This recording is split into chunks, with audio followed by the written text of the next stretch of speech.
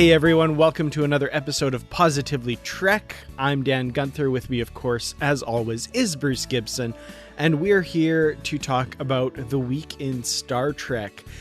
Bruce, how are you doing today? I'm doing well. I'm drinking my Powerade Zero Sugar that is mixed berry because I bought a whole crate of different Powerades Zero Sugars. So I've been drinking those like every day because I'm trying to cut back on drinking soda, and I thought, why not put those same chemicals in me from a different type of drink instead? There you go. Yeah.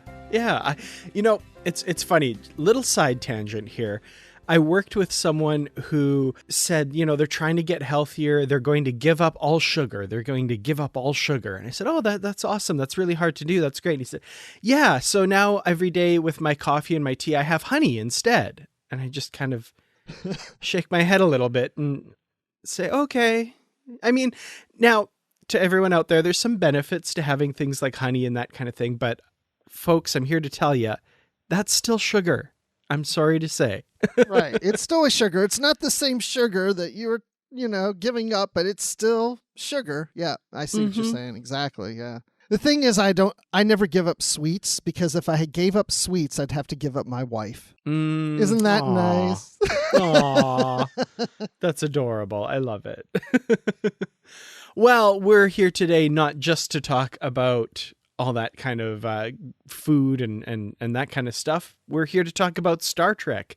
And at the start of the show here, we've got some news stories that we're going to share with you. One about Star Trek Prodigy and one about Bruce's favorite topic, Star Trek movies. Yay! Oh, yay. I saw this in the notes. I haven't read it. I have no idea what's coming up. Okay, well, we'll get there. And after that, of course, we are going to go into our review of this week's episode of Star Trek Prodigy, Season 1, Episode 4, Dreamcatcher. So stick around for that. But in the meantime, speaking of Star Trek Prodigy, we've got some really interesting news about Prodigy that I kind of didn't see coming, and really changes up some of our plans for coming up on the podcast and stuff. Star Trek Prodigy, first of all, has been renewed officially for Season 2, so great news there. That's awesome. But interestingly enough, we've learned more about what Season 1 is going to look like in the meantime.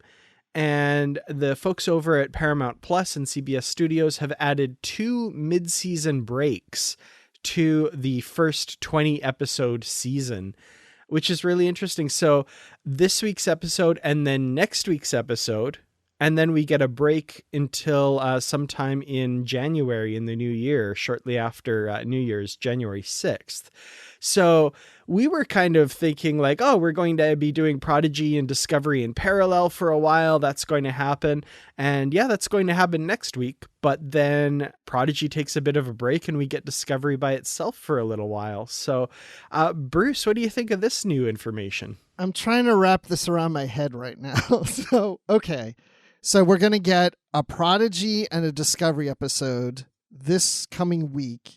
And then we just have Discovery for a while until we get into January. Then we're back to Discovery and Prodigy. Unless Discovery goes on a break at that point. Oh, gosh, I hope which not. Is possible. I don't want them to do that. But now, aren't we supposed to get Picard after Discovery? I can't remember. After Discovery, yeah. So after Discovery. Right. So are we getting an overlap with Prodigy and Picard also later? I don't think so, no, because Picard starts in February, and there's a second mid-season break coming for Prodigy after episode 10 on February 3rd. And then episodes 11 to 20 of season 1 will be in late 2022. So that would be well after Picard at that point. Wait a second. So season 1 comes out in late 2021, and the last half of season 1 comes out late 2022. So yeah, that's a huge gap. That feels more like a season 1, season 2. I know it's technically season 1, but if you separate them by that much, it feels more like a 2-season thing, right? A little bit, yeah. It kind of harkens back to the television of like the early 2000s. Like I remember Battlestar Galactica did that all the time. They'd have like their 10 episode run and they'd have a big mid-season cliffhanger, and then it would be like 6 or 7 months later they'd come out with the second half of the season. So it kind of feels a little old school to me that way. Yeah. But, that and the fact that it's 20 episodes, like that's huge. You know, the most we've gotten from the new era of Star Trek is the first season of Discovery, which was 14 episodes. That's the longest season we've had. So, and since then, most of them have been 10 episodes, Picard and Lower Decks. That's been the case there. So the fact that we're getting 20 episodes in this season, it's almost like the heyday of Star Trek again for Prodigy. I mean, okay, Debbie Downer here. Positively Trek, keep that in mind, Bruce. Yeah, I mean, I get what you're saying. I mean, it's cool, 20 episodes in one season, but when you break the season up with that much distance, it really doesn't feel like a season. You know what I'm saying? It's like, we'll get 10 episodes, and then we got to wait, I don't know, 6, 7, 8, 9 months. That to me is like waiting for a whole new season to start. So to me, it feels like, you know, we're going to get 10 episodes, and then sometime at the end of next year, as if it's like a new season, we're getting 10 more episodes. They can technically say it's one season, but it's going to feel like it's 2 separate seasons is all I'm trying to say. Yeah. And yeah, to me, like I said, it just feels like old school television where they had the not old school, but, you know, a couple decades ago, early 2000s old school, I guess. So you're younger than me. That's old school to you, and that was yesterday to me. It was pretty much yesterday to me too, to be fair. This new streaming thing is kind of the weird one out, but yeah, no, I'm really excited that they're extended for a second season officially now as well. No word on how long season 2 will be, if it will also be 20 episodes or if there'll be some other number there, but I'm really excited for this. I love actually that it's going to have a little bit of a break, and we're not going to be getting it overlapping with Picard and Strange New Worlds and all that stuff. Who knows, maybe in late 2022 it will be overlapping with something else right now, but for now I'm actually kind of relieved that it's not going to be concurrent with a bunch of the other series going on, except for possibly a bit of Discovery, it looks like. So yeah. And I'm assuming that second little chunk of season 1 will overlap with Discovery, given that it's done in February, and we know Picard's coming in February. So presumably that second chunk will overlap with Discovery, and that, now that I kind of think of that and do the math on that there. Yeah, I mean, the positive side of it is like you're just saying, it's like, we've got a lot of Star Trek coming, right? If this was like the only series we had right now, and then they're dividing up the season, we have to wait months for the second half of the season. And it's like, oh, it's going to be a long wait. But we got all this other Star Trek. The positive also is the announcement of a season 2. So to your point, even though we don't know how many episodes are in season 2, we're getting 10 episodes now. Then we know in about a year or late 2022, we're going to get 10 episodes. And we know that after that, which obviously would be probably 2023, we're going to get more Prodigy. So we know that we're getting new Prodigy for the next couple of years. So that's the huge takeaway, as opposed to getting all 20 episodes now and waiting 2 years for the second season to come. It's almost like they're spreading out the love so we don't have to wait with a huge gap until season 2 comes. Because remember how long it took for them to get season 1 out, and not just that, but to make the announcement to let us know anything about what the title was or what the series was about took a long time too. Yeah, so definitely some good news there. I do have to say I'm a little sad that that this was kind of came across to you as bad news, because I thought this was the good news story of our 2 main stories this week, because the next story is just a little bit of bad news. So I thought we'd start with the positive, but apparently... It is positive. I'm sorry. It's just I'm in a mood. But it's just that when I hear season 1 is going to take half its episodes and wait till late 22, I'm like, wait, why are you taking them away from me? I want them now. You know? But that's cool. I'm good with it. Well, speaking of the powers that be taking things and making us wait, in a move that surprises probably exactly nobody out there, 2023's Star Trek movie that we got that date of June 2023 has been pushed to December of 2023. So mark your calendars, folks. This is the first delay for this movie. I'm not being overly pessimistic here. I'm not going to say that's the first of many, but we know how these things work. There's delays in filmmaking. And of course, the last couple of years have been kind of crazy for other reasons as well. So this mysterious film that we can't really say anything about except who's involved in making it and the release date, which is now changed. That's set for a December 2023 release now. So December 22nd. They've moved it from an early summer movie to a Christmas movie. And I guess we'll see if that's still the case when December 2023 rolls around. But Bruce, your thoughts on this? Well, see, this is a little different to me than the Prodigy thing, because the Prodigy thing is ready and then they're holding out on us. This hasn't even started. So I'm like, I don't even pay attention that much to the dates because I knew they were going to move. But I like to think that maybe what happened was that since they took the second half of season 1 of Prodigy and delayed it, it pushed the movie out. They're spreading the love out further. No, that's not what happened.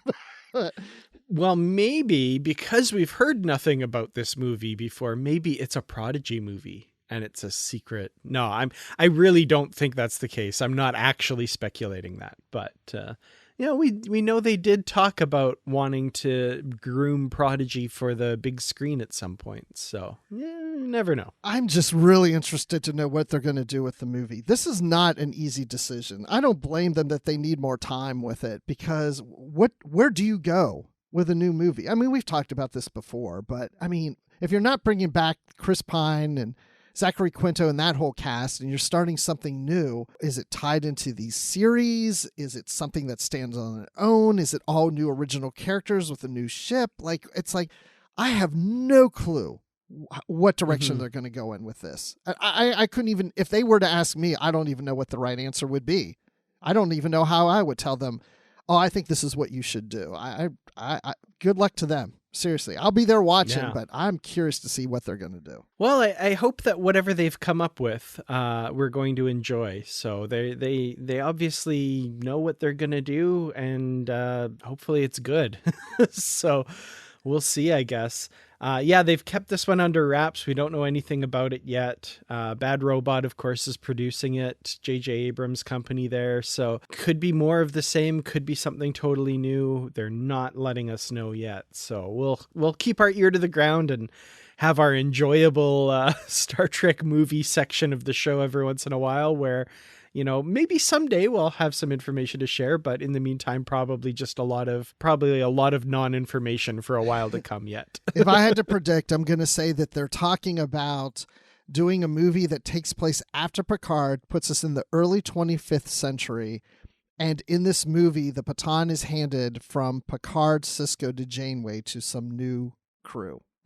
It's almost like I'm thinking how JJ worked with the sequel trilogy of Star Wars, You have your new cast, but then you've got Han, Leia, and Luke in there passing the baton. I can see him doing something like that. Interesting. Well, we'll have to see for sure. Now, before we get to our Star Trek Prodigy review, I want to talk a little bit about The Center Seat, which I still have not seen. That's the docuseries on the History Channel.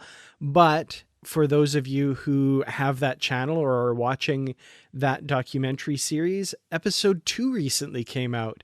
And Bruce, I'm assuming you've had the opportunity to watch it. Well, as some of you know, I was a little turned off on how they did the trailer. And I was like, I don't even know if I want to watch the series because of how the trailer is. But I knew I would watch it. And my gosh, this series is so much better than the trailer. I love this documentary. So episode 2 was a full hour of just about the animated series.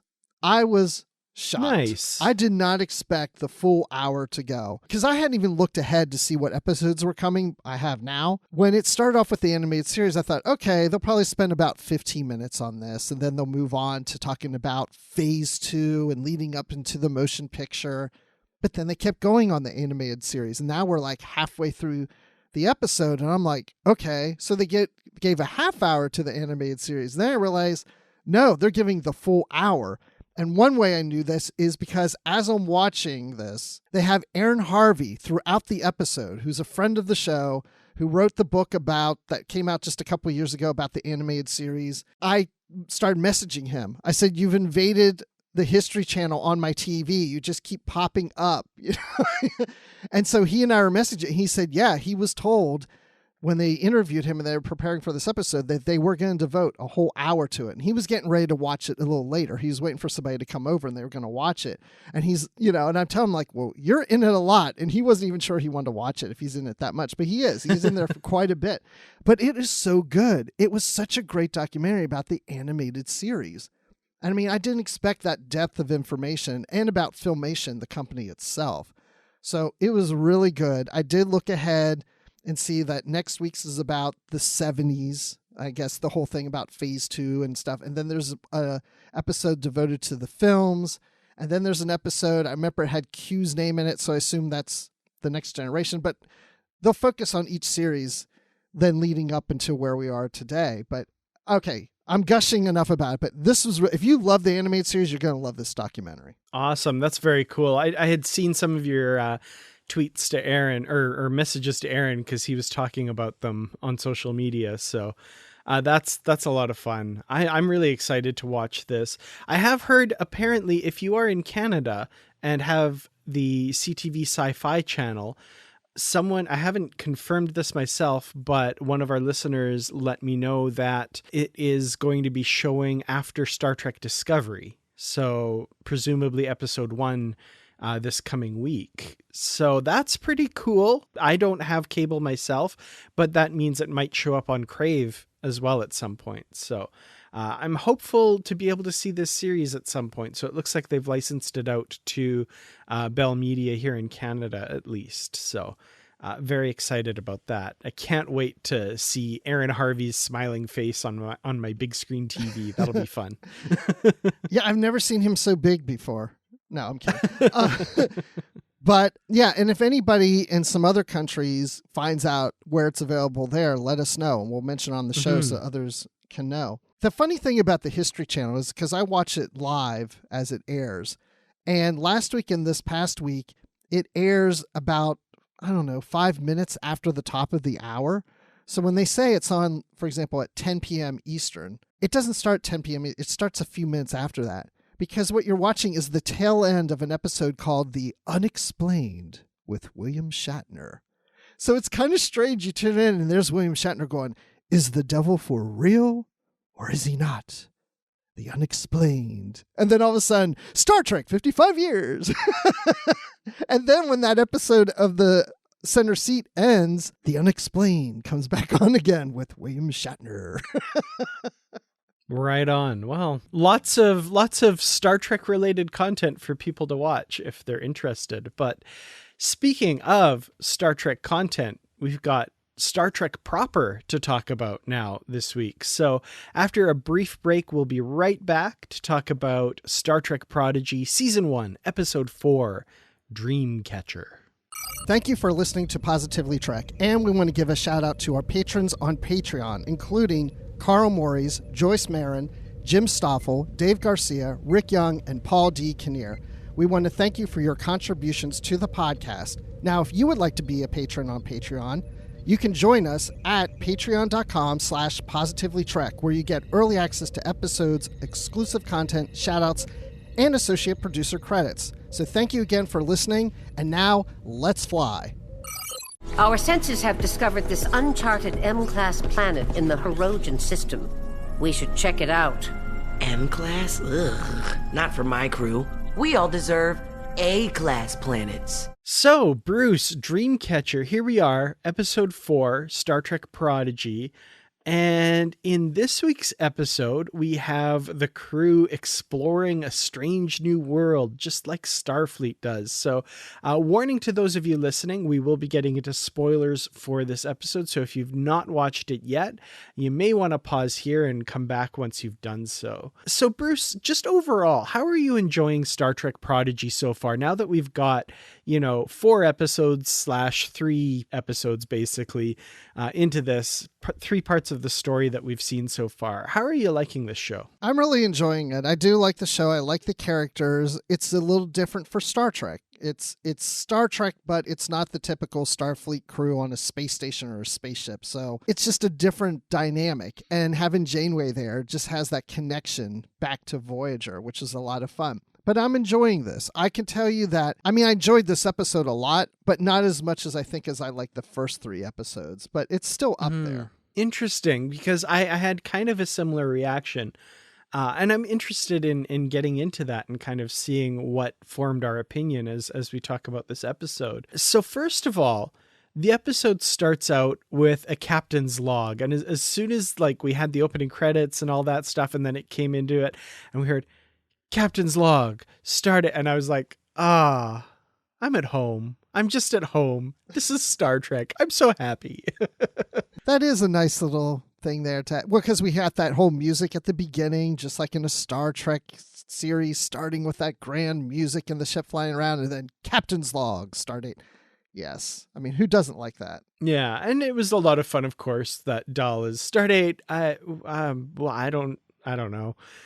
That was fun. It's like Kirk on the bridge of the Enterprise in Star Trek V, trying to do his log, and the thing's not working. Hands it off to his daughter. So Janeway has apparently been teaching the kids how to plot a course and the wonders of autopilot, which is fun. They're learning their bits. We were seeing them kind of getting to know the ship and that sort of thing. But they're going to explore in this episode a Class M planet, which brings me to my first thing that I loved in this episode, which was Dahl saying M class, ew, it's only A class planets for us. Now that is a good Star Trek joke. That nicely done, writers. Very nicely done. I laughed at that too. I thought that was really good. Because wouldn't you think an M class? No, we got to go to the best class, which should be the A-class planet. Exactly. So that was clever. I enjoyed that. One thing that I'm curious if this kind of bumped on you a little bit in this episode as well. The planet they're exploring, Janeway says, is in the Heroine System. Yeah. Which I thought was interesting because, of course, the Heroine were kind of big baddies on Voyager from season 4 onwards. The Heroine System presumably would be their home planet's system, wouldn't you say? Yes, I would assume so. So that's why I'm wondering, are we in the Delta Quadrant still, right? So. Oh, yes. No, we definitely are still in the Delta Quadrant. We know that for sure. But the fact that it's the Heroine System was interesting, given that, we don't see them around. Now, you can explain this. We learn in Voyager that they're a nomadic species and have been so for thousands of years. So maybe they all left and they're all nomadic and they don't remain on this home world or something. But it did kind of bump me a little bit out of the episode because I kept waiting for the Heroine to show up or something like that. Now, the episode has a bit of a cliffhanger end, so they might still, but that's what I was thinking. That doesn't seem to be where the story's going, though. Yeah, I wonder if we were going to see them, but then they said there was no life on the planet, and I thought, well, maybe the Heroines will show up, and maybe not this episode, but a later episode. Yeah, maybe. Yeah, exactly. Like I said, it doesn't seem to be where the story's going, but it is definitely possible. Yeah, why put in the Heroine System if you're not going to involve the Heroines, right? That's kind of what bumped me on it a little bit. Was it just for the sake of the name drop, or is there a deeper reason for it? And if it's just a name drop, I feel like they could have dropped other names other than one of the big baddies of Voyager. Yeah. Which leads me to think that maybe there is a reason for it, and we'll see at some point. One thing that I did appreciate, though, from the episode, like I said, they're going to go down and explore this planet. That's a lot of fun. And we get, of course, the techie in me who had pages of drawings of Star Trek schematics and stuff when he was a kid. We get shiny new tricorders and phasers in this episode. So that was fun. What did you think of these nifty little tricorders they have? Yeah, I thought it was cool. I like how the, things evolve in these series, and even the Delta shields look a little different. And so I like that they're letting things progress more. So does this mean that we're going to get some replicas of these tricorders and such that we can buy someday? Probably. Yeah. I also like how the ship landed too. That was cool. That was pretty cool. I'm assuming there's going to be some toy versions, especially given that this is, a kid-oriented show. We're going to have little toy tricorders and phasers and stuff. Yes, we'll have little action figures that come with the little tricorders that you can put in their hands, you know? Oh, for sure. So you wanted to talk about the landing of the protostar. You mentioned something about that. Yeah, I just thought it was pretty cool how they did their crash landing. It reminded me of Star Trek Beyond in a little ways, you know, just the ship sliding. I know it's a little different, but it's just the music and everything just had that feel to me, but also reminded me of Voyager, how it would land. So I was interested to see how, you know, it can be landed on different planets. Yeah, that's pretty cool. I wonder, we haven't seen any kind of transporter or anything in this series yet. So I think the kids don't know about the transporter yet. So I'm looking forward to a future episode where they find that out or discover that. And it's interesting that they land the ship and that's how they explore the planet here. I also thought it was kind of cool. They have that big central kind of ski thing they land on. It's kind of a different way of showing a ship landing. That was kind of cool. Yeah, it's kind of surprising Janeway hasn't told them about the transporter yet. In a lot of ways, you'd think she'd say, oh, we should transport down to the surface, not land the ship on the surface. Yeah, exactly. And then I like how jenkinpog has to wear a suit to go on the planet where no one else is. He's so worried about it. Oh, no, it's a strange place. Yeah, absolutely. That was fun. You know, we're getting kind of a showcase of these different personalities of these characters and stuff, and in a very direct way later in this episode, which we'll get to. But I did love that jenkinpog is like, no way, you know, you say it's safe to breathe, but the suit stays on. I don't trust this. That's kind of fun. The other thing, of course, is this all-terrain vehicle they have, the Runaway, which that looks interesting. It has, as Janeway says, accelerated ion propulsion, a titanium chassis, hollow steering, and hold on to your butts grab handles. Dang. My car has a hold on to your butt grab handle, so that was kind of fun. I haven't been in your car, obviously. Yeah, that was cool. Again, it took me back to Nemesis, which I always thought was interesting in that movie, how Picard's driving his little dune buggy, and I remember people saying like, that's stupid. Why would they have something like that? It's like, well, I mean, I know how the scene, some of it doesn't quite make a whole lot of sense in some ways, but it's like, it makes sense because even our astronauts today have little cars that they drive like on the moon and will eventually drive on Mars. So, and here we have on the protostar, it makes sense that you have little cars like that to ride on the terrain and explore some places. Now I'm gonna establish my opinion here very distinctly. The one here in Prodigy absolutely makes sense. The one in Nemesis still does not make a lick of sense to me, because so this one, it handles all sorts of different terrain. It looks very robust. It's got an enclosed cockpit. The one in Nemesis was like, it's a little car with like a cage frame that's open to the elements, so you can only explore one specific type of planet unless you're wearing environmental suits. But if you're wearing environmental suits, that's, you're less movable. Has like no cargo space whatsoever. Like, what is this vehicle for except picking up little android parts and Worf shooting the gun off the back? Like, it's just the most impractical design. But this one, I got to say, kudos to whoever designed this. And I did see on Twitter, the designer of it talking, and I can't remember who that was. So apologies right now for not being able to give credit to that person, but very nice design and makes a lot of sense to me and looks like it would be a heck of a lot of fun to drive too. Yeah. So again, are we going to get one of these someday that we can buy and drive around? Oh yes. I cannot wait for the toy. So yeah, the first thing that we do when we're off on this planet here is everybody kind of goes their separate ways. So at this point, I'm assuming the lesson's going to be, we've all got to work together. We can't just kind of go off on our own. Dahl takes off in the Runaway and everybody else just kind of splits up aimlessly without a kind of real objective in mind. So I was like, yeah, these are still pretty inexperienced kids, and this is still pretty new to them. So that felt true to me. That felt like, yeah, that's probably what would happen. Well, it's funny because I'm watching them, as you're saying, as I'm watching through the episode of them, wandering off on their own, and they all just look like a bunch of teenagers that have gotten separated and wandering around looking at their iPhones, having no idea where they're going because they're so into their iPhones. But that's what it looks like, with those new tricorders. I definitely get that for sure. Well, like I said earlier, we're going to learn more about our characters here and kind of what makes them tick, because as it soon becomes apparent, they start seeing things that are kind of like their desire or what they want. And it ranges from the kind of trivial to the kind of deeper. So we've got Rock Talk, who the one thing that she wants to see is cute little animals and things that will cuddle with her and stuff. And that was adorable, right? I mean, she sees this little animal. It's not registering as a life form, so we're kind of, something's a little weird here. But, she starts cuddling with it and playing with it, and then a whole bunch of them show up, and she's giggling and laughing as they're all cuddling together. And I was just like, she's so cute. I love Rock Talk. She's amazing. And all these little animals cuddling with her. She's just giggling. I loved it.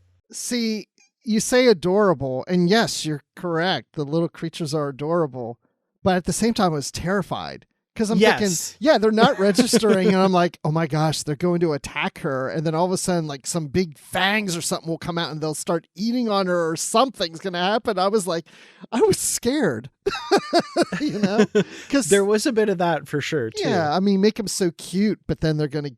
It's almost like Gremlins, like the movie Gremlins, they're cute, but then they can turn evil. Yeah, for sure. And jenkinpog starts following this smell. He smells something, which at first I was like, wait, he's wearing an environmental suit. How is he smelling things? This doesn't make sense at all. Which is brilliant because it's not supposed to make sense, because we find out later the planet's like attacking them telepathically and activating their senses through their brains and stuff. So it makes sense that he'd be able to smell this through the environmental suit. What I'm kind of disappointed in is he didn't realize that. He's like, wait a minute, why am I smelling things? I'm wearing this suit. And he even takes off the helmet at one point later and finds this food laid out for him, this meal, and he's so excited, and that's his deepest desire is, this wonderful food of his. That was fun. Yeah, we're certainly learning a lot about him and food. We've picked that up on the last few episodes now of him really enjoying food. But again, I wasn't as terrified for him as I was Rock Talk, but I thought, I don't think I would visit a strange planet and wearing an environmental suit and walk into some strange environment with some strange food sitting there and just take off my helmet and start eating it. I'd be like, I don't know if I can eat this. It may not agree with my system because it's from a foreign planet and I don't know what anybody put into it, So this is a part here where, I don't know if you caught this, a little bit of a hint of jenkinpog's origins, maybe. Where he says he reminisces about food from the Tellar sleeper ship. So is that how he got to the Delta Quadrant, aboard a Tellar sleeper ship? Which makes sense. Like a sleeper ship would be for long journeys where you put the crew in cryostasis or whatever. Right. So I'm guessing that's how he ended up in the Delta Quadrant, if he has memories of being on this ship. That sounds like it's... They wouldn't put that in there for nothing, right? So yeah, it's got to be that. Well, we're getting a little deeper into the desires of some of the people here. So we see Zero, and what seems to make Zero tick is mysteries and the unknown, because, it's our engine from the ship. What a mystery, and all this stuff. So that was fun, kind of seeing that scientific mysteries and that sort of thing seem to be what enticed them more than anything else. Yeah, what was that they found? Didn't they think it was like some kind of warp core or something? Yeah, that was the engine of the protostar. They said they have 2 warp cores and this, but what is that? And that's the mystery that Zero is really interested in. That was a scene that made me think, okay, something really weird is going on here, because that didn't make a whole lot of sense. Like, to find food and find cute creatures made sense, but why protostar engines in the middle of nowhere? As we get further into this, it's becoming more apparent that something really strange is going on, because Dahl, we find out his deepest desire, and this, of course, is... We're starting to learn more about him. His deepest desire is to know his parents, even though he doesn't even know what their faces look like. He wants to know his parents. And that was the first kind of like, oh, my heartstrings are getting tugged a little bit in this episode. Yeah, same here. And I thought, yeah, we're probably not going to see them, which we didn't. I mean, we see the backs of them. That was the first clue of, okay, this is going to be an ongoing storyline with this character, of him wondering who his parents are and where he's from, and we'll get more and more of that. And then it gets really creepy when Janeway appears, and she gets kind of all evil, and that gave me nightmares last night. Yeah, false Janeway is absolutely terrifying in this episode. And right just from when you first see her face kind of go into that evil look, and then you see the camera pull back and she's got like the plant roots and tendrils all around her. That was definitely disturbing. Yeah, that freaked me out too. That freaked me out more than the little cute things attacking. I would hope so. I kept thinking Kate Mulgrew, like, I want to see her actually try to do the face. That would probably freak me out too. Did she do that in Orange is the New Black? I never watched that series. Her character's a bit frightening in Orange is the New Black. She's pretty subtle in her terrifyingness in that series, though. So have you watched the whole series? All but the final season, yeah. Oh, wow. I haven't watched a single episode yet. It's actually pretty good. I would recommend it. Now, wait, okay, so I hadn't thought about this till now. This stuff, these vines or whatever, is this somehow an origin to this weapon that Gwen carries around? I hadn't thought about when I watched it, but it just reminded me of it. I don't think so, because these look to be like plant roots and stuff, and her weapon is like this metal. Yeah. The metal thing almost reminded me more of like the programmable matter in Discovery a little bit, in that it shapes to what she's thinking. It doesn't really look like plant roots to me personally. I've seen some people online suspect that this weapon thing that she has is from the planet where Odo is from. Oh, because interesting. Almost like the shapeshifters, the founders, and how they, like, is it a captured baby founder or something? Like, I've read some people say that online. But anyway. That's interesting. Yeah.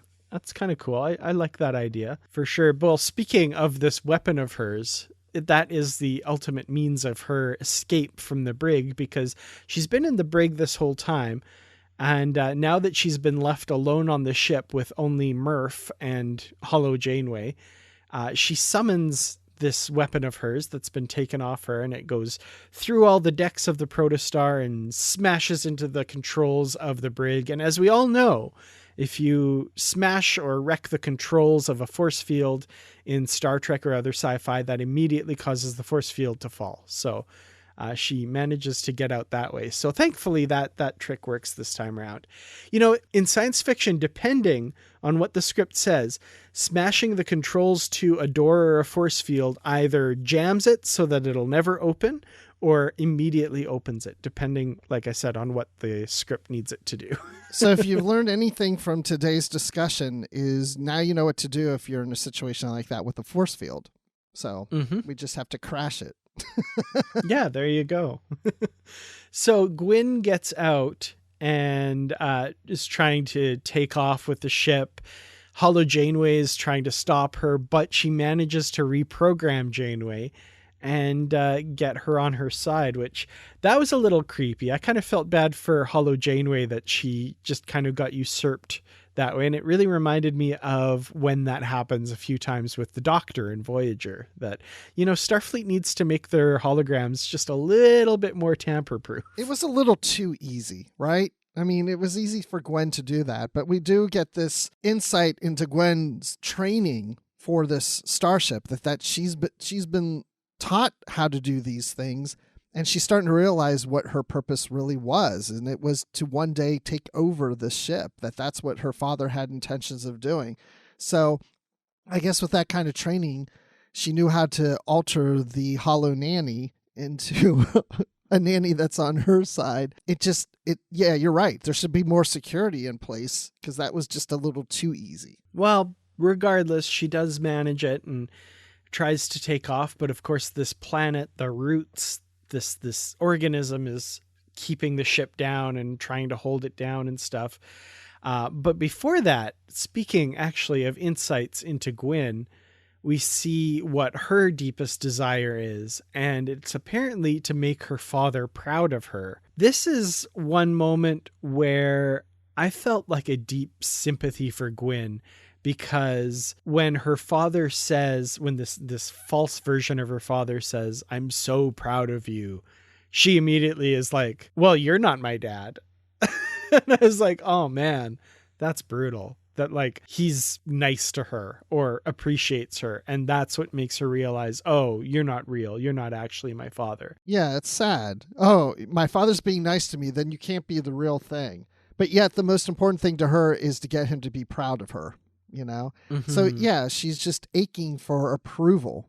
She's aching for the love of her father that she's never getting, to the point that when something represents that dream, it's so unreal and false that I think she's going to come to realize that the thing that she desires the most is almost going to be impossible. Yeah, and I think on some level she realizes that now, like on some, because of her reaction when she did ultimately get that, and she realized that, well, this isn't real. And in a lot of ways, and we'll talk a little bit about this in our final thoughts and kind of wrap up, but there are many things in this episode that remind me of other Star Treks.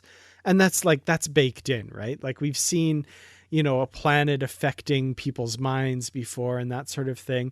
And what this really reminded me of in all the best ways was, do you remember that Deep Space Nine episode? It's called Heart of Stone, where Odo and Kira are trapped on this planet and Kira is stuck in this like crystal formation thing. And spoiler alert for those of you who haven't watched this particular episode of Deep Space Nine, but it's in this episode that Odo admits his love for Kira.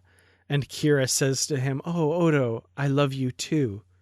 And it was at that moment that Odo knew this wasn't the real Kira. Mm-hmm. And it turned out to actually be the shapeshifter, the head of the changelings. Like that really reminded me of this. And there's so many other things that just call back to other parts of Star Trek that I love that. And it really speaks our language, if that makes sense. That is a great callback. I love that episode, that scene especially. I hadn't seen that one in a while, but that's a really good callback because, you really know when somebody's not real if you really put them to the test and see what their feelings are for you, because you know what the relationship really is, and the entity that's creating this false person doesn't understand. They just predict that they know, because if you say, "I love you," well, the natural response would be, "I love you too." Oh no, that doesn't really exist. Or, "Hi, Father. Oh, it's so good to see you, dear."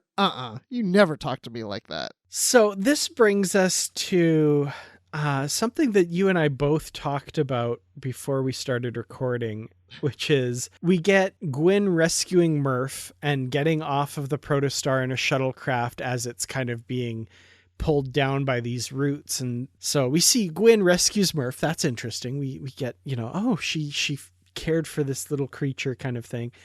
And the ship kind of gets flung, I guess, away and is crashing behind a mountain, and everybody looks and they realize they're stranded. Presumably the ship might be destroyed or something like that. And then the episode ends. And that's the end. And I was like, wait, what? That's it? You're not? No. So, a bit of a cliffhanger ending here with just kind of abrupt, though, in my opinion. I thought it was too abrupt. Yeah, and that's the one thing I said to you is that I'm watching it, I'm into it, I'm like, oh, what happens next? And then it just stops. And I'm thinking, oh, that's the commercial break. And then the credits come up. I'm like, wait, what? That's the end? I mean, obviously we're going to pick up on it in the next episode, but it just felt very abrupt. Like, I think also we're used to like a to be continued or something that would have helped the transition. But when the credits just came up, I was like, whoa. It just felt like it just happened in the middle of an episode. I didn't like the transition of that. But the good news is, from what we talked about earlier about the schedule of episodes, we are getting the next episode that hopefully resolves the cliffhanger that we got from this one. And then we have that break. So I hope that this episode coming up doesn't leave on a cliffhanger. We have to wait till January. That was going to be the very next thing I said, was like, now there's just this introduction of a little fear in my brain that like the next episode is going to end sort of similarly. And then we're going to have this big long break, which, might get people to tune back in more than they would otherwise, but would make me sad as well, because, I don't like these kids being in danger. I like them safe and secure under the tutelage of their Hollow Nanny Janeway here. So, it's so stressful. They're not safe right now. Yeah, and as I'm playing the episode, it just reached that point where it just ended and the credits came up. And I mean, they do zoom out, but I think it just seemed a little abrupt, because I know we're kind of used to that even with Discovery and Picard. Not every episode ends clean, but I guess we're starting to see that there'll be this series is going to be maybe a little more serialized than we thought. I mean, we knew it was going to be, but it's not always going to be a clean ending at the end of every episode. Yeah, it's surprising that this wasn't like Dreamcatcher Part 1 and Part 2. Well, although maybe it will be. I guess we don't know the title for next week's episode yet. So maybe next week is Dreamcatcher Part 2. Mm. But to your point, a little to be continued or something like that might have helped me just in that moment a little better than the like, oh, there's the credits. Okay, I guess the episode's over now. Yeah, it's saying something if we had the same reaction to that. So I do have a question about this episode and about all of Star Trek, Dan, since you're the Star Trek expert in my book. Okay. Oh dear. Okay. Well, I'll try my best. You're my Larry Nemechek in my world. Okay. So, oh, wow. High praise. Except indeed. When Larry's around. Then Larry's Larry. But in this episode, and I think there was kind of another subtle reference, but this one was more obvious. Zero says, as they get their tricorders, as they're looking at the tricorder, they say, mine has already detected a gas sample.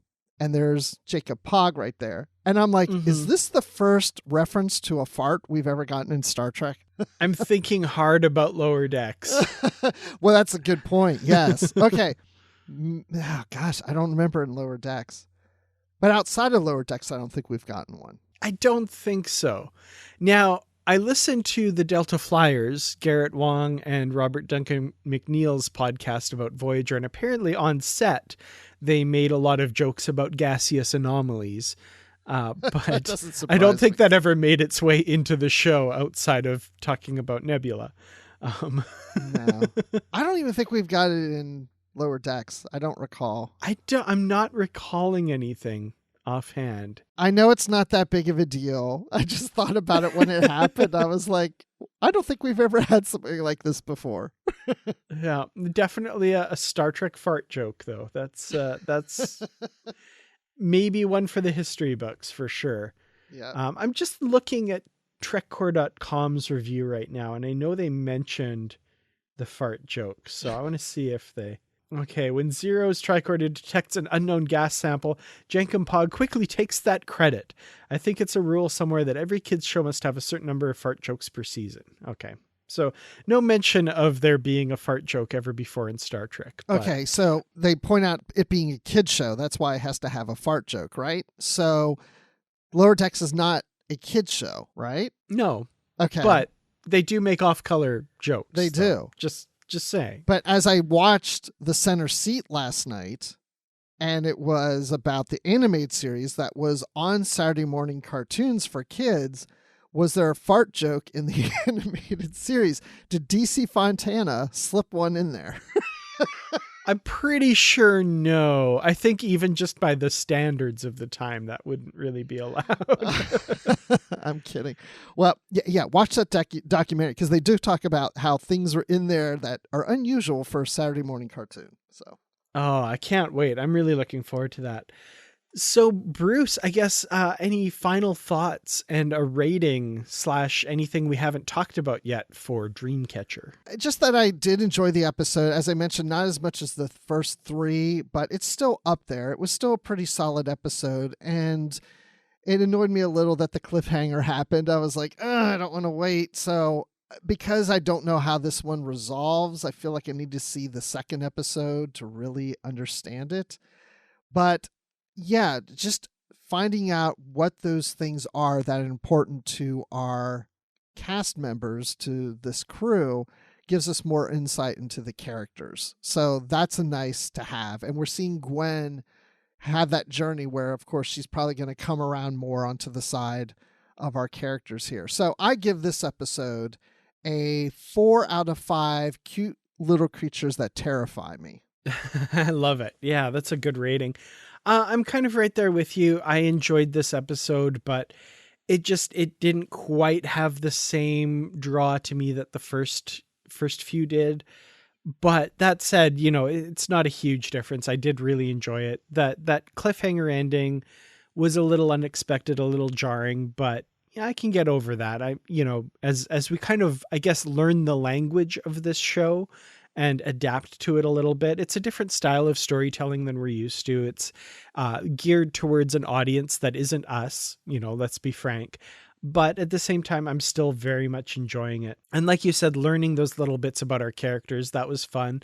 I see that there's going to be a lot of depth, I think, to the character of Dahl and Gwyn especially, and kind of learning their stories is going to be, I think, at times heartbreaking, but also a lot of fun. And I'm looking forward to that. John Noble, I got to say, we didn't get the real diviner in this episode, but we got a little bit of John Noble. And everything he's in, and just like, I would hang off his every word, and even his little bit in this episode. I love that actor. I really, really desperately want to see more of him, even though he's the big bad, right? So, but yeah, great episode.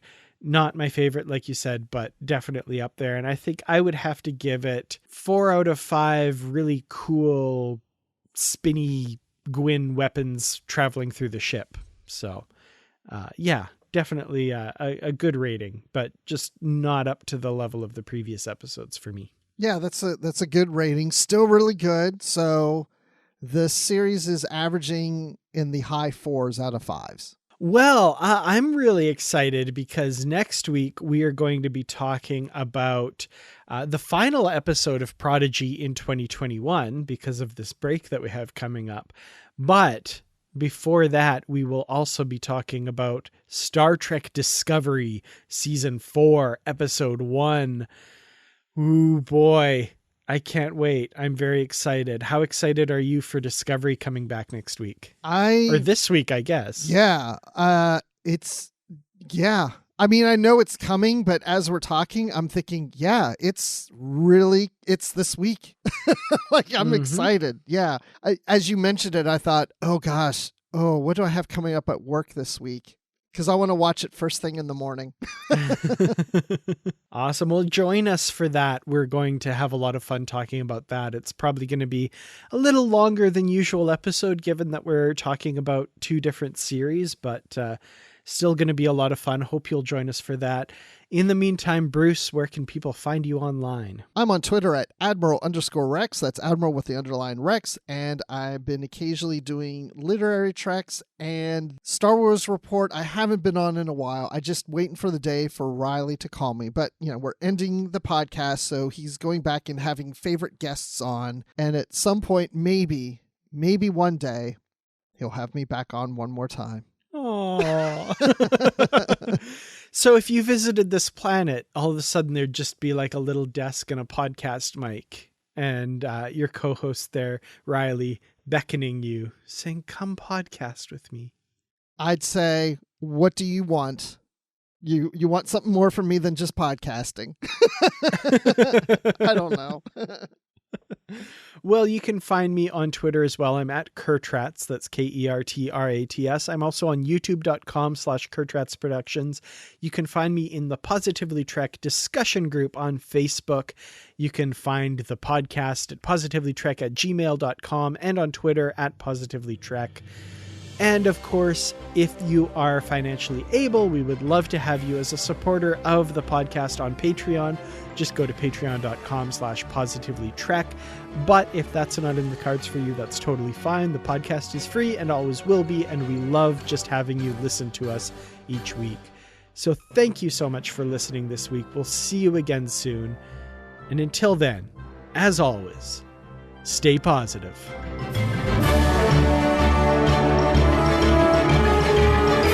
By the way, when I say that Riley's wanting me for more than podcasting, I don't mean that in a romantic way.